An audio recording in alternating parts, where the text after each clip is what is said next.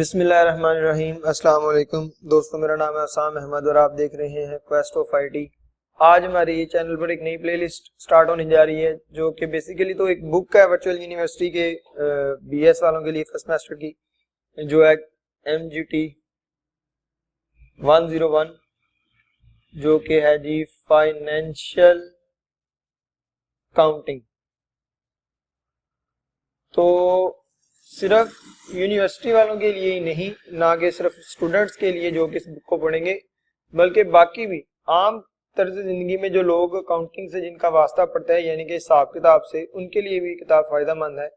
اس بک کو پڑھتے ہوئے عام لوگوں کے لیے کیا کیا فائدہ ہوگا میں آپ کو بتاتا چلوں کہ آپ کو پتہ چلے گا کہ کوئی کاروبار اگر ہے تو وہ کیسے کام کرتا ہے، اگر کوئی پارٹنرشپ فرم ہے تو وہ کیسے ہے، اگر کوئی کمپنی کھلتی ہے تو وہ کیسے کام کرتی ہے، یا اگر ایک بندہ اکیلا اپنے روزانہ کا حساب کتاب رکھنا چاہتا ہے تو وہ کیسے ہے، اور جو اسٹوڈنٹس ہیں ان کے لیے کیا فائدہ ہوگا کہ وہ اپنے جو ایگزام ہے اس کو آسانی سے کور اپ کر سکیں گے۔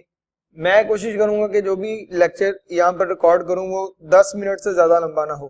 یونیورسٹی میں جو لیکچر دیا جاتا ہے وہ 50 منٹ کا تو لازمی ہے، لیکن میں آپ کو ہرگز یہ نہیں کہتا کہ وہ کوئی فائدہ نہیں دیتا۔ ان لیکچرز کو پڑھنے سے پہلے میں آپ کو ایک بات بتاتا چلوں کہ کیونکہ یہ بکس اور یونیورسٹی کے اور بھی تمام جو کنٹینٹ ہے وہ انگلش میں ہے، تو آپ لوگوں کی انگلش بہتر ہونی چاہیے۔ یہ میں اسٹوڈنٹس کے لیے بات کر رہا ہوں، آپ لوگوں کی انگلش جو ہے وہ 100% اوکے ہونی چاہیے۔ دوسری بات، اس لیکچر کو لینے سے پہلے آپ نے بک کو لازمی ریڈ کیا ہو، کیونکہ میں نے آپ کو کنسیپٹ پڑھانے ہیں، ریڈنگ نہیں کر کے دینی۔ آپ کو میں چیزیں بتاؤں گا، سمجھ تو آ جائیں گی، لیکن آپ اس کو یاد کیسے کریں گے، لکھتے وقت کیا لکھیں گے؟ اگر آپ کو انگلش یاد نہیں ہوگی تو آپ کا کام کیسے چلے گا؟ دوسری بات، آپ اگر بکس کے پڑھنے کے بعد صرف میرا لیکچر دیکھ لیتے تو انشاءاللہ تعالیٰ آپ کا کام تو کمپلیٹ ہو جائے گا، لیکن میں آپ کو پھر بھی ریکمینڈ یہی کروں گا کہ آپ پہلے بک سے پڑھیں، پھر اپنی یونیورسٹی کا لیکچر لیں، اور اس کے بعد اپنے کنسیپٹ کو کلیئر کرنے کے لیے، یا جو بھی آپ اس میں پوائنٹس رہ گئے ہیں آسانی سے سمجھنے کے لیے، جو بھی آپ بہتر سمجھیں اس لیے یہ ویڈیو دیکھ لیں، تو آپ کا کام مزید بہتر سے بہتر طریقے سے ہو جائے گا۔ اگر آپ یونیورسٹی کا لیکچر نہیں بھی سننا چاہتے تو کوئی مسئلہ نہیں، انشاءاللہ تعالیٰ یہ ویڈیو دیکھ کر بھی آپ کا سارا کام چل جائے گا۔ پہلا جو لیکچر ہے اس میں لکھنے والی کوئی اتنی خاص چیز ہے نہیں، وہ صرف پڑھانے والی، سمجھانے والی اور بتانے والی ہے۔ تو چلتے ہیں سیدھا بک کی طرف، اور میں آپ کو وہاں سے جا کر بتاتا ہوں کہ ہم اس بک میں کیا پڑھیں گے اور کیسے پڑھیں گے۔ ہاں جی، تو آپ دیکھ سکتے ہیں کہ ہم بک کی طرف آگے ہوئے ہیں، کیونکہ یہ پہلا انٹروڈکٹری ویڈیو ہے تو یہ 10 منٹ سے لمبا بھی ہو سکتا ہے، اور بک آپ کو اسکرین پہ نظر آ رہی ہے جیسا کہ۔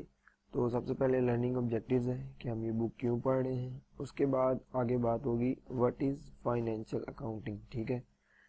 It is the maintenance of daily record of all financial transactions in such manner that it would help in the preparation of suitable information regarding the financial affairs of a business or an individual، ٹھیک ہے کہ financial accounting کیا ہے کہ آپ daily بیس پر جو بھی خرچہ کرتے ہیں، جتنے بھی کام کرتے ہیں، تو آپ اس کا ایک ایسا حساب کتاب مینٹین کریں جو آپ کو مہینے کے اینڈ پر کچھ فیصلے لینے میں مدد کر سکے، جیسا کہ آپ نے کون سی چیز لی، کتنی لی، یا آگے کتنی لینی چاہیے وغیرہ وغیرہ۔ تو اس کے بارے میں جب ہم آگے پڑھیں گے تو آپ کو مزید ڈیٹیل سمجھ آ جائے گی۔ فائنینشیل اکاؤنٹنگ کس لیے کی جاتی ہے؟ کچھ خاص مقصدوں کے لیے، ڈیٹا تیار کرنے کے لیے۔ آپ ایک دن میں جو بھی سارے کام کرتے ہیں ان سب کو یہاں سے اس کا ریکارڈ رکھا جاتا ہے، ٹھیک ہے۔ فائنینشیل اکاؤنٹنگ کی ضرورت کیوں پڑی؟ دیکھیں، جب ہم نے کوئی کام کیا تو وہاں پر جو کام کیا وہ ایک ٹرانزیکشن بن جاتی، ٹھیک ہے۔ یہاں پر لکھا بھی ہوا ہے the need for recording financial transaction arises because the individual or business want to know the performance and to assist the person in making decision related to the business۔ کہ اگر ایک بندہ ایک بزنس چلا رہا ہے تو اس کو کیسے پتا چلے گا کہ میرے بزنس میں کون سی چیز مجھے فائدہ دے رہی ہے، کون سی چیز نقصان دے رہی ہے۔ یہاں پر ہم بات کریں بہت بڑی ایک آرگنائزیشن ہے، اگر ایک فیکٹری ہے اس میں 4-5 قسم کی چیزیں تیار ہو رہی ہیں، تو اس فیکٹری کو اگلے مہینے جب دوبارہ سے وہ چیزیں تیار کرنی ہیں تو وہ کس طرح سے یہ فیصلہ کرے گی کہ میں نے کون سی چیز زیادہ تیار کرنی ہے، کون سی چیز کم تیار کرنی ہے؟ آف کورس وہ اپنے ریکارڈ دیکھے گی، یہ چیز دیکھے گی کون سی چیز سیل ہوئی ہے، کس کی مارکیٹ میں زیادہ ڈیمانڈ ہے، وہ چیز وہ بنائے گی، اور اس کے حساب سے وہ اکاؤنٹنگ اس کو وہاں پر فائدہ دے گی۔ اور بھی بہت سی چیزیں ہیں جو ہم آہستہ آہستہ آگے پڑھتے جائیں گے۔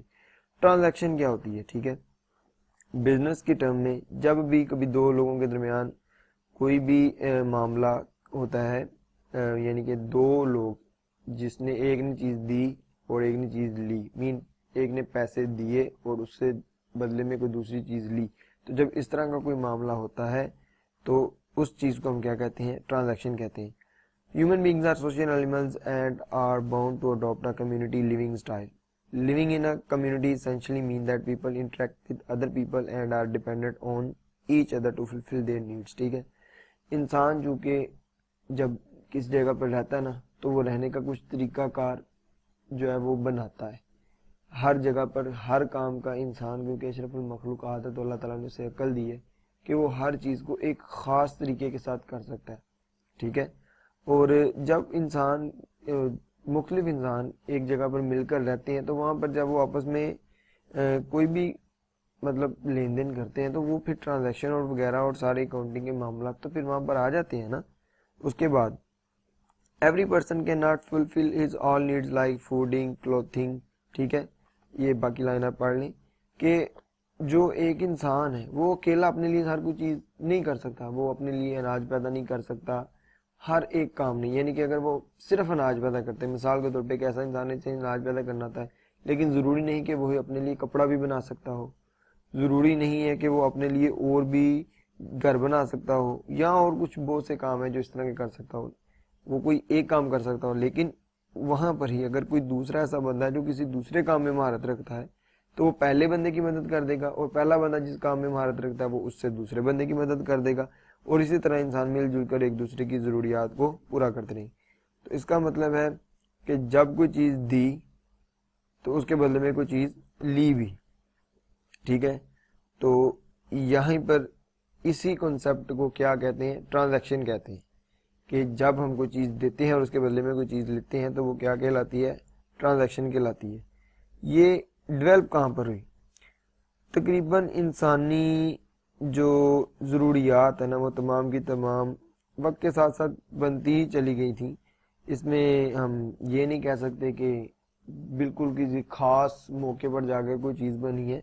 انسان چونکہ رہتا آ رہا ہے دنیا میں کب سے آیا ہوا ہے، تو آہستہ آہستہ یہ ساری چیزیں اس کی بلڈ ہوتی رہی ہیں. ٹائمز وین گڈز ور بارٹرڈ اور ایکسچینج. بارٹر سسٹم اور ایکسچینج سسٹم کے بارے میں آپ لوگ جانتے ہیں.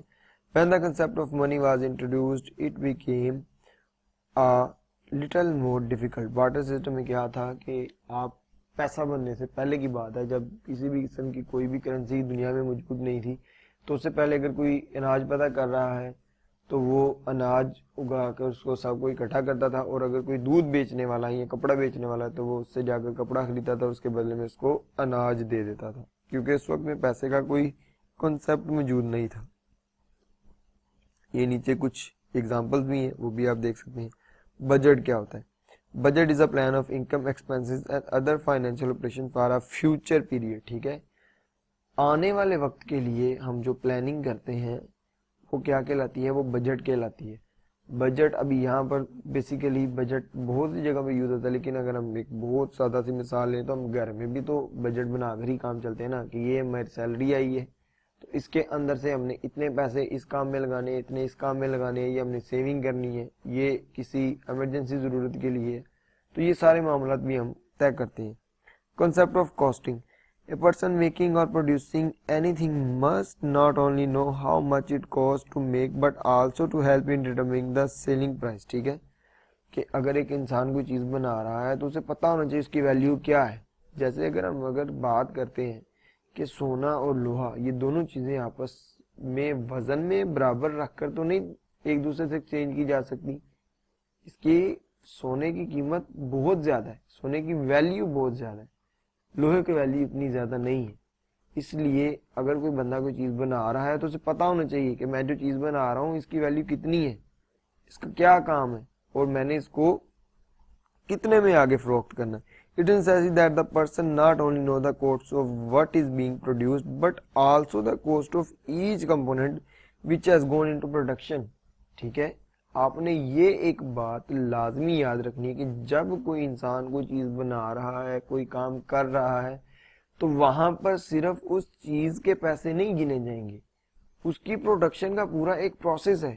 یعنی کہ اگر وہ خام مال کہیں سے لے کے آ رہا ہے اور اس سے پروسیس کر کے ایک گڈز میں کنورٹ کرا ہے. جیسے کہ اگر مثال لے لیتے ہیں کہ درزی ہے وہ جگہ سے کپڑا لے کے آ رہا ہے اور اس کے بعد میں اس کپڑے کو سلائی کر کے شرٹ میں یا پھر سوٹ میں تبدیل کر رہا ہے, تو وہ کپڑا جہاں سے وہ لے کر آیا اس کے رستے میں اس سے جو خرچہ پڑا, اس کا جو جتنا بھی صورتحال یعنی کہ گاڑی کا کرایہ تھا یا پھر اس کے علاوہ اس نے رستے میں کوئی ٹیکس پے کیا یا اس نے جو کپڑا لیا اس پر کوئی ٹیکس پے کیا, اگر اس نے مارکیٹ میں سیل کرنا اس پر اس کو کوئی ٹیکس پڑے گا. تو یہ تمام چیزیں اس کے کاسٹنگ کے اندر گنی جائیں گی اور پھر اس ساری چیزوں کو کاؤنٹ کرنے کے بعد ہم یہ چیز طے کریں گے کہ ایک چیز کتنے کی سیل ہونی ہے.